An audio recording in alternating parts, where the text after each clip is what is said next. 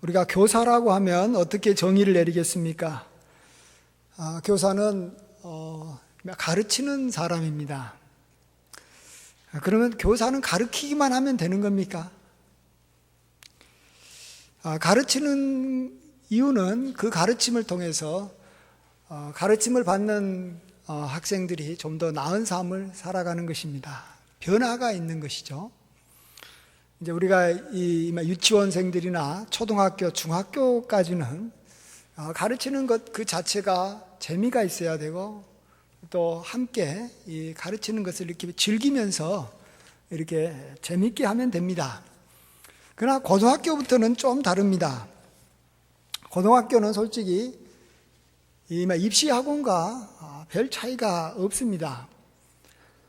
대학교 가기 위해서 고등학교가 있다고 해도 과언이 아닙니다. 그래서 고등학교 선생님들은 자기가 가르친 학생들 중에 괜찮은 대학교에 몇 명 들어갔느냐 하는데 관심을 갖습니다. 만일 이런 데도 관심을 갖지 않으면 그게 진정한 스승이냐? 그건 아니죠. 학생들 입장에서는 어떤 선생님이 자기를 이렇게 대학의 길로 잘 이끌어주고 좀 이렇게 성적이 부족해도 또 여러 가지 또 길들을 이렇게 모색해서 어떻게 해서든지 이렇게 원하는 대학으로 갈 수 있도록 길을 열어주는 그러한 선생님을 존경하게 되어 있습니다. 또 대학교 가면 어떻습니까? 대학교 가서 우리가 많은 것을 배웁니다. 그러나 대학교에서 배우는 것 가지고 다 끝나는 게 아닙니다. 교수가 내가 너희들한테 잘 가르쳤으니까 졸업해라 하면서 이제 졸업장 가면 이 졸업식에 이게 분위기가 이제 다릅니다. 좀 취업이 잘 된 그런 학과나 또 그런 대학교 졸업식은 그래도 막 이렇게 좀 분위기도 뜨겁고 교수님에게 감사합니다 이렇게 말하고 그러지만 뭐 취업도 안 되고 뭐 그냥 졸업장만 딸랑 받을 뿐이고 이럴 때는 아예 그냥 졸업장이도 가지도 않고요. 그냥 뭐 이게 그냥 별로 그냥 아무것도 안 됩니다. 그래서 그걸 알고 있는 대학교 교수들은 이 회사 이렇게 취업 담당자들에게 이렇게 자기 학교 학생들이 이렇게 내가 이렇게 가르쳤다. 그리고 가르치는 내용도 회사가 원하는 그러한 내용들을 가르쳐서 바로 들어가자마자 이렇게 쓸모 있는 사람이다. 이렇게 소개도 해주고 또 학생들이 이렇게 회사 가려고 할 때만 추천서도 나름대로 정성을 다해서 잘 해주는 것입니다.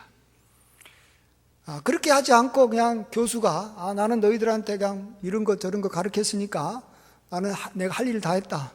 취업은 니들이 알아서 해라. 이렇게 하고 다 이렇게 맡겨버리면 물론 학생들이 또 그 길로 가야 되겠지만 그렇게 관심이 없는 그러한 대학교나 또 그러한 교수에게 그 다음부터는 이렇게 학생들이 지원하려고 하지가 않는 것입니다. 우리는 하나님의 말씀을 가르치는 저와 여러분은 성경의 교사입니다. 그래서 성경을 가르치면 다 되는 것입니까? 어떻게 생각하십니까? 나는 성경을 열심히 가르쳤다. 나는 교사로서의 역할을 다 했다. 그것만 생각하면 안 됩니다. 우리는 먼저 성경에 나타난 최초의 교사가 누구라고 생각하십니까? 여러분은 이스라엘 사람들은 대부분 모세라고 말합니다. 율법의 교사 모세, 그러면 하나님으로부터 하나님의 말씀을 받아서 가르쳐준 그러한 위대한 스승을 모세라고 생각합니다. 그래서 그냥 율법도 모세 율법이라고 말합니다. 그렇지만 사실은 모세보다도 더 앞서서 진정한 교사는 아브라함입니다. 우리가 아주 창세기 18장 18절에서 19절 말씀을 한번 읽어보겠습니다. 아브라함은 강대한 나라가 되고 천하 만민은 그로 말미암아 복을 받게 될 것이 아니냐. 내가 그로 그 자식과 권색에게 명하여 여호와의 도를 지켜 공의와 정의를 행하게 하려고 그를 택하였나니 이는 나 여호와가 아브라함에게 대하여 말한 것을 이루려 함이니라. 아멘. 여기 19절 놔둬 보세요. 내가 그로 자식과 권색에게 명한다는 건 가르치는 말이나 마찬가지죠. 여호와의 도를 지켜서 공의와 정의를 행하게 한다는 거죠. 왜요? 이는 나 여호와가 아브라함에게 대하여 말한 것을 이루게 하려 함이라. 무엇을 이루게 하려냐 하는 것이 18절에 있습니다. 18절 한번 다시 보여주세요. 아브라함은 강대한 나라가 되고 또 천하 만민은 그로 말미암아 복을 받게 될 것이 아니냐. 이 말씀이 응하게 하려고 아브라함이 먼저 그의 후손과 권속에게 여호와의 도를 가르쳐 정의와 공의를 실천하게 한다는 것입니다. 여기서 아브라함이 강대한 나라가 된다는 것은 아브라함의 후손이 강대한 나라가 되겠죠. 아브라함 혼자서 무슨 강대한 나라를 이루지 않겠죠. 나아가서 천하 만민이 복을 얻는다는 겁니다. 그렇습니다. 여기가 하나님께서 아브라함을 가르치는 자로 세운 목적인 것이고 또 아브라함이 그러한 일을 하는 그러한 이유인 것입니다. 그렇습니다. 아브라함을 통해서 그들은 여호와의 도를 배워서 아브라함의 후손들이 먼저 강대한 나라가 이루어져야 되는 것입니다. 강대한 나라가 이루어진다는 것이 복인 것이죠.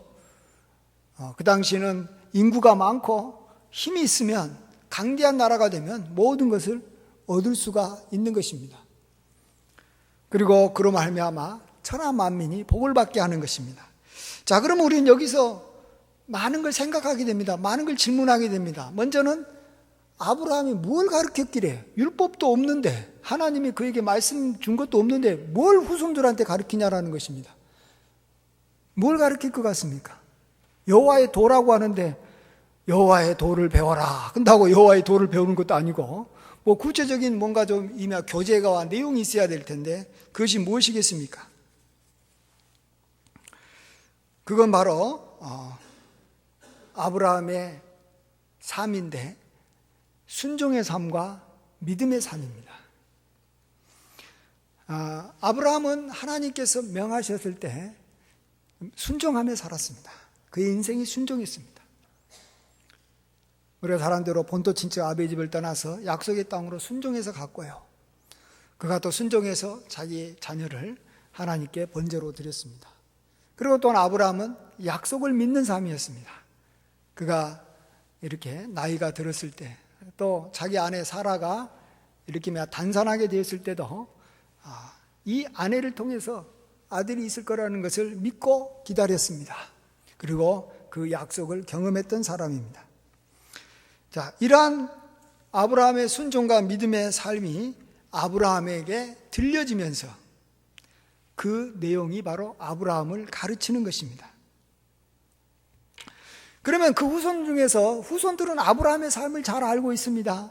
그 후손 중에서 어떤 사람은 아브라함의 그러한 삶을 존경하고 그 아브라함 삶을 따라가는 사람이 있는가 하면 아브라함의 삶의 그러한 모습들이 자기는 싫어서 그러한 것을 따르지 않는 후손들도 있는 것입니다. 하나님께서는 그러한 아브라함을 따르는 후손들을 통해서 강대한 나라를 이루시겠다라는 것입니다. 참으로 아브라함은 뛰어난 사람이고 특별한 사람입니다. 특별하게 순종했고 뛰어나게 하나님을 믿고 약속을 따랐던 사람인 것입니다. 자, 계속 이어서 그 다음에 이제 우리는 그것이 천하 만민에게까지도 복이 되는 이유를 한번 생각해 보겠습니다. 창세기 12장 3절 말씀 우리가 잘 아시겠습니다만 같이 한번 읽습니다.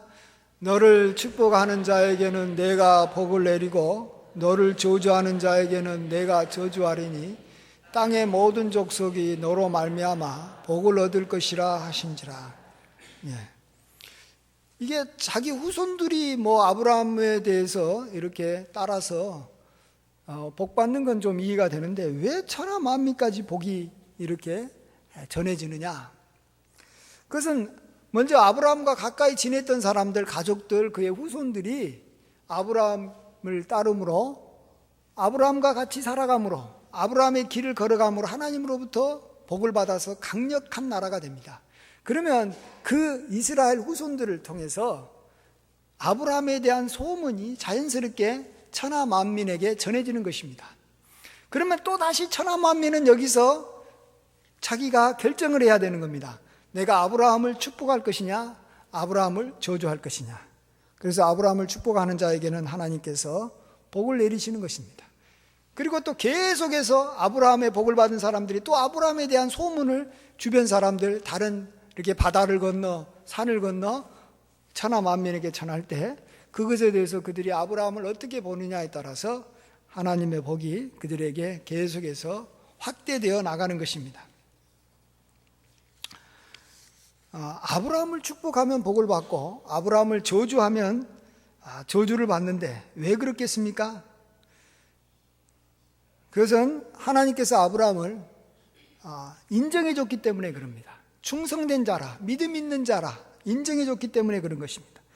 느헤미야 9장 7절에 주는 하나님 여호와시라, 옛적에 아브라함을 택하시고 갈대아 우르에서 인도하여 내시고 아브라함이라는 이름을 주시고 그의 마음이 주 앞에서 충성됨을 보시고 그와 더불어 언약을 세우사, 이렇게 말씀합니다.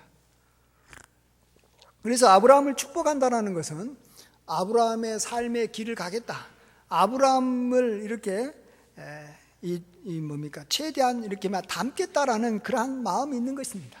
아브라함 하나님 앞에서 충성스러웠기 때문에 아브라함을 축복하는 자는 그 아브라함이 갖고 있는 마음의 충성을, 또 그의 삶의 순종을 이렇게 닮아가는 것이고, 그러면 하나님께서는 누구에게 복을 주십니까? 충성스럽고 자기를 믿는 자에게 하나님께서 복을 내려주실 수밖에 없는 것입니다.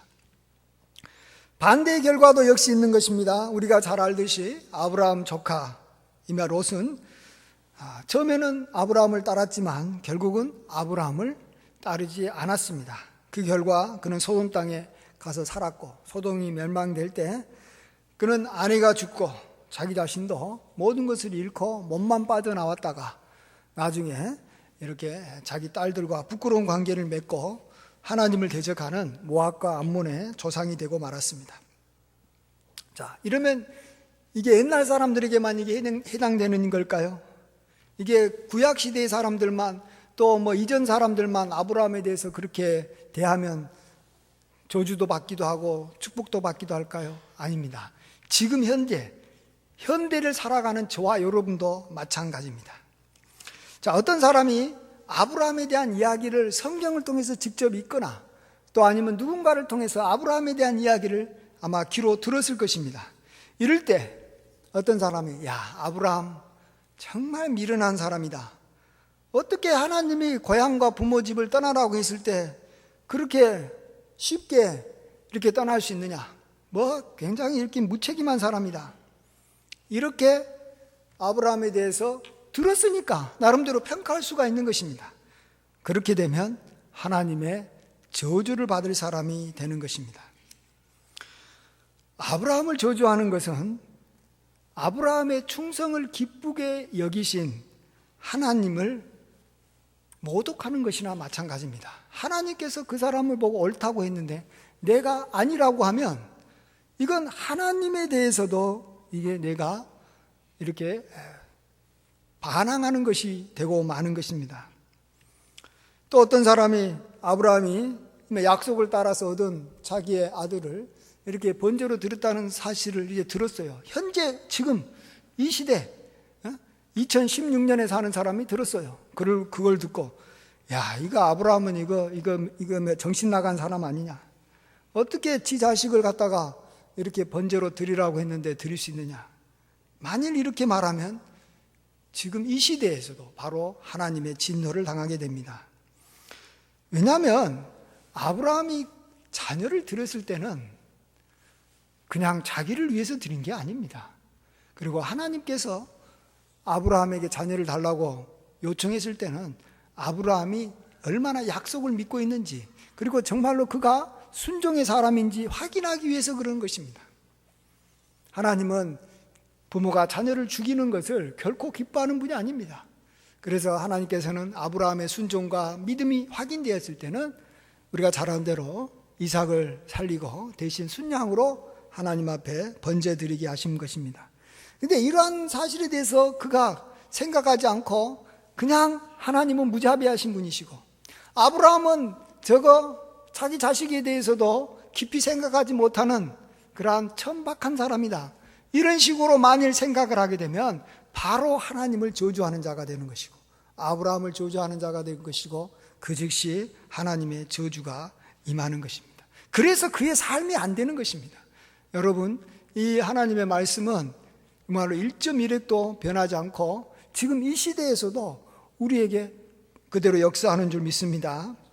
그래서 우리가 아브라함에 대해서 걸릴 가능성이 굉장히 많습니다. 왜냐하면 아브라함은 아까도 말씀드렸듯이 보통 사람들보다도 조금 낮게 믿거나 조금 낮게 하나님을 의지하신 분이 아니에요. 굉장히 뛰어나게 아브라함은 하나님을 믿었고 약속을 믿었기 때문에 우리가 그 아브라함을 이렇게 이해하고 아브라함을 인정한다는 것이 생각만큼 쉬운 게 아닙니다. 그래서 대부분의 사람들은 처음에는 다 걸려 넘어집니다. 다른 사람들은 믿음이 어느 정도밖에 없기 때문에 자기도 이해가 되는 것이고 나도 그 정도는 할 수 있다고 생각하기 때문에 그렇게 갑니다만, 아브라함은 우리가 굉장히 가기가 힘든 높은 수준으로 가기 때문에 쉽게 저주해 버릴 수가 있는 겁니다. 그럼 왜 저주할까요? 자기 자신의 삶을 자기도 괜찮은 사람이라고 이렇게 여기고 싶어서. 아브라함을 인정하면 자기는 초라해져 버리거든요. 내가 도저히 아브라함을 따라갈 것 같지 못하거든요. 그런데 그걸로 끝나는 것이 아니라 결국은 그 아브라함을 충성되게 인정했던 하나님을 모독하는 자가 돼서 바로 하나님으로부터 저주를 받아서 그게 하나님의 그러한 이 저주가 임함으로 인생이 꼬여버리는 것입니다. 오늘 본문은 신명기 28장 오늘 본문은 하나님의 말씀에 순종하는 자와 복종하는 자가 어떻게 될 것인지 복을 받는다 또 저주를 받는다 하는 내용인데, 특별히 오늘 앞부분과 뒷부분에는 같은 내용이 나옵니다. 내 몸의 자녀와 내 토지의 소산과 내 짐승의 새끼와 소와 양의 새끼 그리고 내 광주리와 떡반죽 그릇이 복을 받기도 하고 저주를 받기도 한다, 이런 말입니다. 물론 하나님의 계명을 지키는 사람에게 속한 것들이 다 복을 받는다는 것이고, 하나님의 계명에 불순종하는 자에게 속한 그러한 것들은 다 저주를 받는다는 것입니다. 근데 여기서 보시면 자녀만 빼놓고, 뭐 옛날에 자녀는 뭐 자동으로 속했기 때문에 뭐 요즘하고는 좀 다를지 모르겠지만 어쨌든 다른 것들은 다 물건이고 짐승입니다. 그냥 주인에게 의무적으로 속할 수밖에 없는 것입니다. 근데 여기서 보시면 그 하나님의 계명을 지키는 자는 자에게 속하기만 하면 무조건 그가 뭐든지 상관없이 축복을 받는 것이고, 반대인 경우에는 무조건 저주를 받게 된다는 것입니다. 그렇다면 정말로 누군가가 하나님의 말씀에 순종하는 사람을 우리가 보고 그를 의지적으로 내가 결단을 해서 그에게 속하게 되고 그를 따르게 된다면 당연히 우리는 하나님으로부터 복을 받는 것입니다. 반대의 현상도 분명히 일어난다는 것입니다. 저는 그동안에 영적 스승을 마음을 다해서 따르는 경우가 두 차례가 있었습니다. 하나는 대학 시절과 직장 생활에 이 내비게이터 선교회 회장을 따른 것이고, 다른 하나는 명성교회 김삼화 목사를 따른 것입니다. 모두 다 지금 한 12년 정도 이상을 제가 전심을 다해서 따르고 있었습니다. 그 외에 다른 목사님이나 뭐 영적 스승도 제가 따랐지만 따르는 기간이 일단은 짧고요. 다른 분들은 제가 뭐 말 그대로 이렇게 마음을 다해서 젊음을 다해서 힘을 다해서 따른 것은 아니기 때문에 이렇게 막 따른다는 말을 쓰기도 어렵습니다. 근데 제가 내비게이터 선교회 이 하회장이라고 하는 사람을 이렇게 따랐을 때는요, 하나님 말씀을 배웠고요, 저도 진정으로 따랐습니다. 근데 하는 일마다 이래도 안 되고 저래도 안 돼요. 제가 그 당시에 말 그대로 뭐 계속 들어서 여러분 귀가 아플게지만 죄송스럽습니다만, 이건 그래도 이게 뭐 하나님께서 좀 더 이렇게 여러분에게 설명을 잘해라고 저에게 주신 그런 하나의 그런 어떤 것 같아서, 그 당시는 서울대생이었습니다. 요즘 서울대생하고 다릅니다. 요즘 서울대생하고는 좀 다릅니다. 그 당시는 굉장했습니다. 그리고 대학원도 나왔는데 취업이 안 되는 거예요. 취업 시험을 봐도 떨어지고 뭐 이렇게 면접 봐도 안 되고요. 제가 뭐 공무원 시험만 본 건 아니고 그 당시 KBS 시험도 받고 뭐 몇 가지도 봤습니다. 안 되더라고요. 그리고 그 당시에 웬만하면 그 정도 되면 저도 결혼하고 싶었기 때문에 막 30대기 전에 결혼했을 것 같은데 33살까지 결혼을 못한 거예요. 그리고 건강도 망치고 친구도 없고 부모님하고 늘 대립하며 살았습니다. 그게 저의 삶이었습니다. 반면에 제가 이제 명성교회 김삼환 목사님에게 이렇게 제가 속해서 지금 한 12년을 지내고 있는데, 그때부터는 제 인생이 이래도 되고 저래도 되고 굉장히 잘 된 겁니다. 근데 상황들이요, 잘 될 상황이 아니었습니다. 왜냐하면 제가 이렇게 직장 생활을 하고 뭐 이렇게 늦게 신학교에 갔기 때문에 부목사로서는 나이가 많은 편에 속한 사람이었습니다. 그렇기 때문에 이게 웬만한 교회에 가가지고 부교육자로 이렇게 잘하기가 힘들고, 또 보통 부교육자들은 이제 뭘 잘해야 되냐면 찬양을 잘해야 되는데 제가 찬양이나 기타를 잘 못 쳐요. 근데 참 감사하게도 어쨌든 거기서 저기 신방을 많이 하는 그런 교구 목사로 가가지고 있었는데, 어쨌든 신방을 많이 합니다. 뭐 대신방 할 때는 뭐 하루에도 뭐 한 저기 15가정 이상 신방해야 되니까 신방 설교를 막 계속 만들어내야 되는데, 참 그때 감사하게도 하나님께서 저에게 신방 설교하는데 전혀 부담감을 느끼지 않게 말씀을 깨닫게 해주셨습니다. 그리고 또 하나님께서 때가 돼서 이렇게 좋은 또 교회에 담임 목회지도 얻게 해주시고, 또 하나님께서 이렇게 저희 기도에도 응답해 주시고 축복해 줍니다. 왜 그럴까요? 제가 옛날에는 내비게이터의 이 회장이라는 사람을 따랐을 때 제가 하나님을 향해서 전심이 없었던 게 아닙니다. 어쩌면 더 최선을 다했습니다. 왜 이 사람을 따를 때는 안 되고 저 사람을 따르면 안 될까요? 오늘 신명기 28장 똑같습니다. 똑같은 광줄입니다. 똑같은 짐승의 새끼입니다. 근데 하나님의 계명에 순종하는 사람에게 속하면 무조건 복을 받습니다. 반면에 하나님의 계명에 순종하지 않는, 하나님께서 싫어하는 사람, 이거 뭔 말해야 할지 모르겠는데, 어쨌든 속하면, 어쨌든 그러니까 하나님 순종하면 무조건 그 사람에게 순종하면, 그 순종하는 사람에게 속하면 무조건 복을 받습니다. 근데 이제 중요한 것은 어중이 떠중이는 아무것도 안 된다는 걸 아셔야 됩니다. 속하지 않아 버리면 안 되는 것이죠. 속한다라는 것은 쉬운 일이 아닙니다. 마음을 다하고 뜻을 다해서 정말로 속해야 됩니다. 그에게 내가 제자가 돼서 정말로 최선을 다해서 배우려고 해야 되는 것입니다.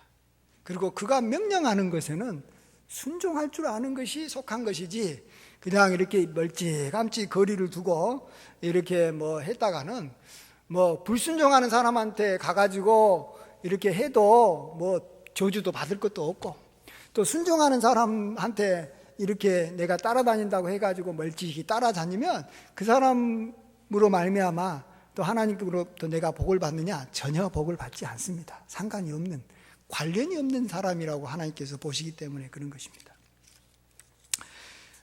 우리가 여러분 하나 이제 그러면 누구를 따를 것이냐가 굉장히 중요한 거 아닙니까? 그러지 않겠어요? 근데 우리가 누군가를 어떤 여기 스승 교사를 따르려고 할 때 그 사람을 보고 따라야 되는데, 그 사람을 보고 따르면 실패할 가능성이 굉장히 많습니다. 왜냐하면 늑대는 양의 탈을 쓰고 우리에게 다가오기 때문에 그렇습니다. 안 그렇겠습니까? 늑대가 절대 늑대의 얼굴로 여러분에게 다가오지 않습니다. 반면에 정말로 하나님께 쓰시는 그러한 양은, 하나님께 쓰시는 선한 목자는 이게 우리 눈에 보기에 별로 흠모할 만한 것이 없고, 별로 이게 사람들이 그 사람을 안 좋아하는 그러한 소문들도 많이 있을 수가 있습니다. 그래서 내가 그 사람이 누군지 보고 내가 그 사람을 따르겠다라고 하면 그게 잘 될 것 같아도 망하기가 굉장히 쉽습니다. 그럼 어떻게 해야 되겠는지 아시겠어요? 어떻게 해야지 내가 누구를 따를 것인지 알 수 있는 방법이 여러분 알려드릴까요, 말까요? 마지막. 예?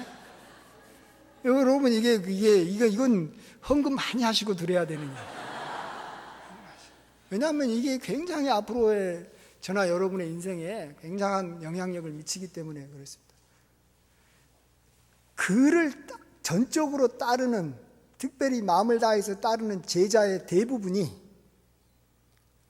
누군가는 몰라도 그를 따르고 있는, 어떤 스승을 따르고 있는 제자들의 마음을 다해서 따르고 있는 제자들이 복을 받고 있으면 그 사람을 따르면 됩니다.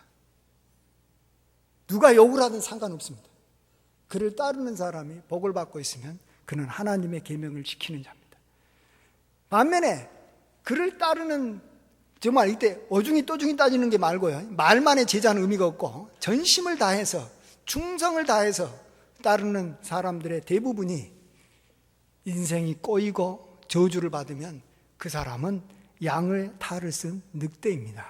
당연히 늑대를 따르고 있으니까 늑대로 인해서 빼앗기고 굶주리고 헐벌 수밖에 없는 거 아니겠습니까? 그건 당연한 거 아닙니까? 그래서 내가 누구를 따를 때 그 사람을 보고 따랐다가는 백발백중 걸려들기 쉽습니다. 그러나 그를 따르는 제자들, 충성스러운 제자들의 삶을 보면 아는 것입니다. 여러분, 이단을 왜 우리가 안 따라야 될 이유는 뭐냐 그러면, 이단 교주를 아무리 연구한다고 해서요, 여러분 이단 교주를 연구하면 여러분 반드시 이단 교주에게 넘어가기가 쉽습니다. 그는 뱀같이 지혜롭고 교활하고 모든 방법을 통해서 우리를 현혹할 수 있는 준비를 100% 다 갖췄기 때문에 그런 것입니다. 그러면 우리가 이단을 안 따르는 방법은 이단에게 충성한 사람들이 과연 어떠냐는 거죠. 그러면 다 망합니다. 그들은 다 하나님을 위해서 한다고 하고, 뭐 하나님의 나라를 위해서 한다고 하고, 뭐 국가와 민족을 위해서 한다고 하지만 이래도 저주받고 저래도 저주받고 이래도 망하고 저래도 망합니다. 그러면 그 사람을 따르지 않는 것입니다. 아시겠어요? 여러분 이거 꼭 기억해야 됩니다. 이건 굉장히 중요합니다. 우리는 많은 경우 그냥 1대1로 그 사람이 내가 누군지 알아가가지고 이렇게 면담하고 그 사람에 대한 소문 듣고 그냥 내가 알아서 따르겠다 그러면 걸려들기 십상입니다. 우리의 대적은 우리보다 수천 배 지혜로운 자입니다. 결코 우리가 그의 그러한 어떤 이 영악한 꾀를 이길 힘은 없습니다. 그래서 우리가 예수님을 왜 우리가 선택하냐 그러면, 첫 번째로는 예수님을 정말로 열심히 따랐던 사람은 12제자였는데 12제자 중에서 한 사람 가룟 유다를 빼놓고 11명이 지금 얼마나 이름이 존귀해졌는지 모릅니다. 저도 지금 유럽 가면요, 유럽에 있는 교회들은 우리나라 교회는 다르게 다 교회마다 12제자의 동상이 다 있습니다. 밖에 있든지 안에 있든지 정말로 그렇게 추앙을 받습니다. 그리고 하늘나라에 가보십시오. 정말로 예수님 베드로를 위시한 그 따랐던 11제자들은 그렇게 존경을 받고 높임을 받는 것입니다. 그래서 예수님이 존귀한 자는 겁니다. 그냥 예수님만 봐가지고는 몰라요. 예수님이 누군지 어떻게 합니까? 예수님을 따랐던 많은 사람들은 예수님으로 말미암아 병도 고치고, 예수님으로 말미암아 마음의 상처도 씻음받고, 예수님으로 말미암아 인생이 다 이렇게 펴지고, 예수님께 따랐던 나라들은 다 세계 만민 중에 으뜸되는 나라가 되고, 예수님을 따랐던 사람들이 결국 행복하게 살아가는 걸 보고, 아, 예수님은 진정 하나님의 아들이시다 그러는 것이지, 그냥 예수님만 우리가 안다고요. 어떻게 예수님을 압니까? 어떻게 우리가 예수님을 다 안다고 할 수가 없는 것입니다. 자, 그런데도 여기서 보다시피 가룟 유다는요, 예수님을 따르긴 따랐어도요, 그가 정말로 진정으로 마음을 다해 따른 게 아니고 정말로 예수님의 가르침을 가지고 자기 생각을 변화시켜야 되는데, 다 처음에 예수님을 따를 때는 다 부족하고 자기 고집에 똘똘 뭉쳐 있어도 정말로 예수님을 향해서 배움의 자세가 있으면 예수님의 말씀으로 자기가 변화되는 거예요. 제가 바뀌어지는 거예요. 그러면은 정말로 하나님께서 기뻐하는 사람이 되는 것이고, 당연히 하나님으로부터 복을 받게 되어 있는 것입니다. 그런 사람은 예수님께 속해 있는 사람이기 때문에 속한 자라는 이유만으로도 복을 받는 것입니다. 그런데 가룟 유다는 그렇지 못했던 것입니다. 결국은 이렇게 가르침을 제대로 받지 못하고 결국 예수님을 배신하고, 한마디로 예수님을 믿지 않았습니다. 성경에서 가장 큰 죄가 뭡니까? 믿어야 될 분을 믿지 않아하는 것이 가장 큰 죄인 것입니다. 그래서 그는 결국 저주를 받고 만 거 아닙니까? 우리 요한복음 3장 18절에서 19절 말씀 같이 한번 읽습니다.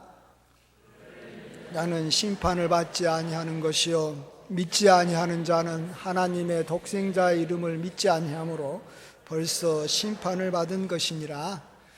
그 정죄는 이것이니 곧 빛이 세상에 왔으되 사람들이 자기 행위가 악함으로 빛보다 어둠을 더 사랑한 것이니라. 아멘.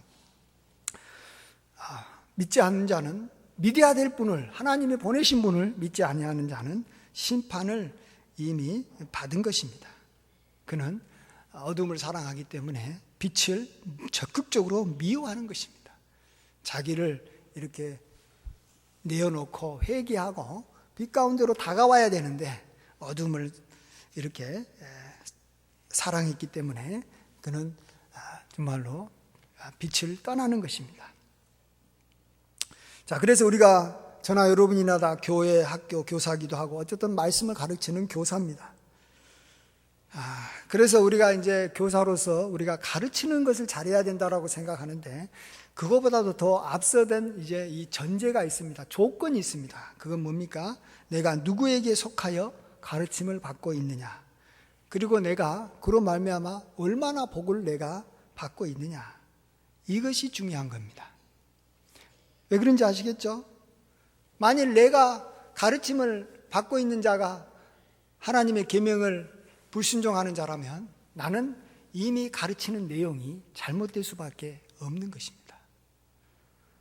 이 가르침이라는 건 똑같은 걸 전해도 굉장히 미묘합니다. 똑같은 성경 구절을 요한복음 3장 16절을 전해도요, 그 가르치는 데 있어서 어떤 사람은 하나님의 은혜를 전하는 사람이 있고, 어떤 사람은 이걸 통해서 정말 행위를 전하고 정말로 이상한 걸 전합니다.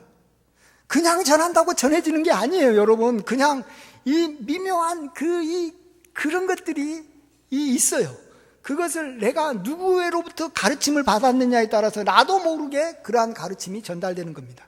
잘못된 사람한테 받으면 잘못된 것이 가르쳐지기 때문에 내가 누구한테 배우는 것이 더 중요한 것이고, 또 반드시 내가 이렇게 그 사람을 통해서, 그 사람의 속한 걸 통해서 복을 받는다는 것을 거듭거듭 스스로도 확인해야 됩니다.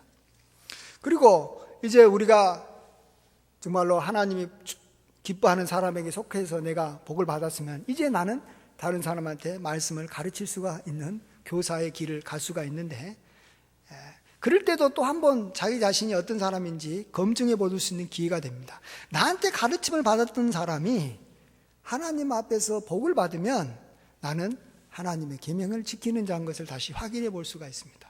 반대의 경우는 반대가 된다는 것도 아셔야 됩니다.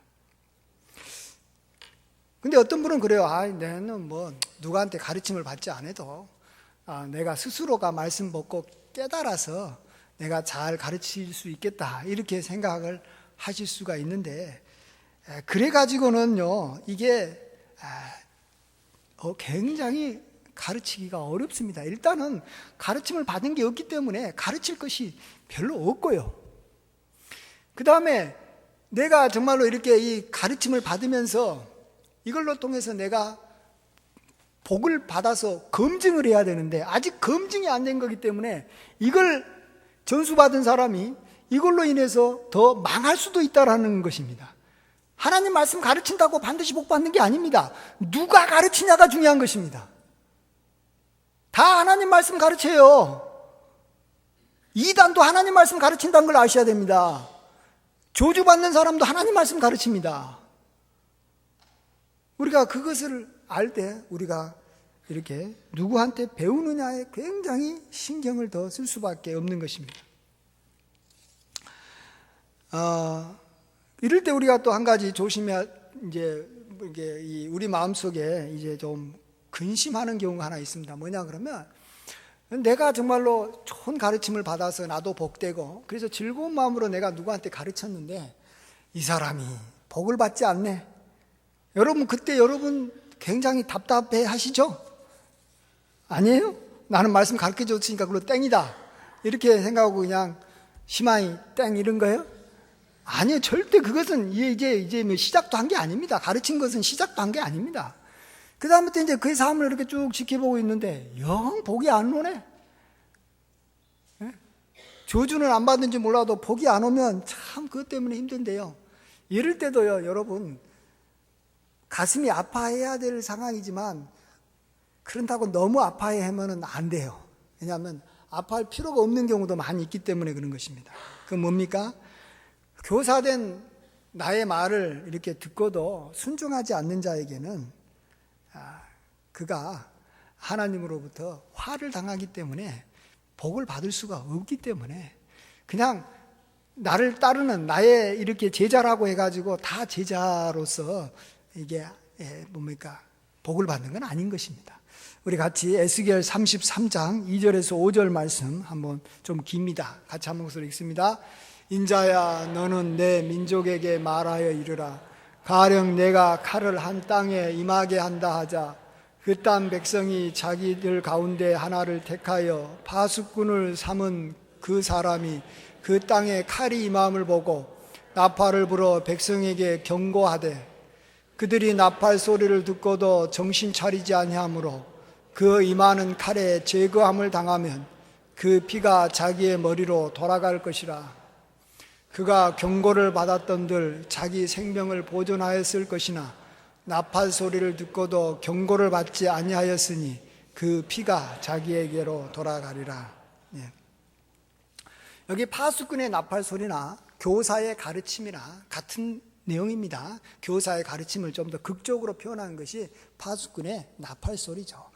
이러한 그 파수꾼의 나팔 소리를 듣고도 정신 차리지 않고 그에 대해서 반응을 보이지 아니하면 칼이 그에게 임하고 피가 그 머리로 돌아가는 것입니다.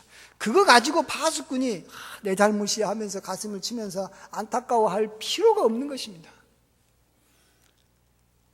교사의 가르침을 등한시하고 자기 멋대로 살아놓고 그래서 그가 인생이 망치고 난 다음에 교사에게 만일 어떤 그 학생이 가서 욕한다면 그건 죄를 더하는 것입니다. 가르침을 받아야 될 때 가르침을 받지 않는 죄에다가 또 그것에 대해서 여러 가지 그 사람을 상대할 필요가 없는 것입니다. 그렇습니다. 우리가 영적 교사로 살아갈 때 가장 큰 보람은 가르침을 받는 제자들이 하나님의 복을 받는 것입니다. 그들이 가르침을 받는 것은 아닙니다. 그건 수단인 것입니다. 당연히 하나님의 가르침을 잘 받았고 내가 정말로 하나님의 가르침을 순종하는 그런 사람으로부터 배워서 내가 그런 복을 받는 사람이라면 자연스럽게 복이 흘러가게 돼 있는 것입니다. 아브라함이 하나님 앞에 순종해서 복이 되니까 당연히 그 복이 그를 축복하는 사람한테 그의 후손들에게 그에게 속한 자들에게는 당연히 흘러가는 것입니다. 하지만 제자들이 복받지 않고 저주를 받을 때 정말로 그만큼 또 이렇게 교사된 자로서 가슴이 아픈 일도 사실은 없습니다. 그것이 제일로 힘듭니다. 이런 일을 아마 자주 당하면 우리 교사들은 이제 교사 직분을 포기해버리고 싶은 마음이 생길 것입니다. 이럴 때 꼭 한번 점검해 보셔야 됩니다. 내가 지금 가르치고 있는 그러한 학생들이 나를 진정으로 마음을 다해서 좋아하고 존경하고 따르면 그건 내가 문제가 있는 사람입니다. 복을 받고 있지 않을 때. 그러나 나를 무시하고 내 말을 그냥 설레설레 듣고 나에 대해서 감사하는 표현도 없고 그냥 이렇게 들을 때만 고개 끄덕끄덕거리다가 그냥 신경 안 쓰고 살면 그 사람이 저주를 받든 복을 받든 나하고는 전혀 상관없는 사람이기 때문에 대부분의 저주를 받게 돼 있습니다. 그런다고 교사의 직분을 포기하거나 이렇게 주의 이런 일을 하면 안 됩니다. 그냥 꾸준하게 내가 배우는 일에 힘쓰고 또 그런 말미암아 내가 복받는 일을 이렇게 많이 이렇게 내 삶에서 이렇게 여기 나타나는 것으로 감사하며 살다가 또 때가 되면 하나님께서 이제 그러한 정말로 충성된 자를 우리에게 보내주십니다. 그러면 충성된 자에게 가르치는 것입니다. 아무에게나 가르치는 건 의미가 없습니다. 그러면 그 충성된 자가 다시 가르침을 받으면서 복을 받는 것입니다. 그럴 때 정말로 우리는 정말 이렇게 가르치는 보람도 생기는 것이고 참 귀한 거 아니겠습니까? 안 그래요? 우리가 그것을 소망하면서 교사가 되는 것인데 자, 여러분이나 저나 이게 복 받는 게 쉬운 것 같습니까? 내가 정말로 복 받으려면 정말 하나님 앞에 충성된 사람을 만나야 되고 만난다고 되는 게 아닙니다. 정말로 그에게 마음을 다해서 오랜 세월 이렇게 오랜 세월 충성되게 따라가야 됩니다. 그래야지 복 받는데 저나 여러분이나 보면은 봐서 이게 영 부족한 면도 많고 복도 제대로 못 받고 있는 우리들을 누가 충성되게 따라오겠습니까? 학생이라고 나보다 어리다고 나를 따라오겠습니까? 안 따라옵니다.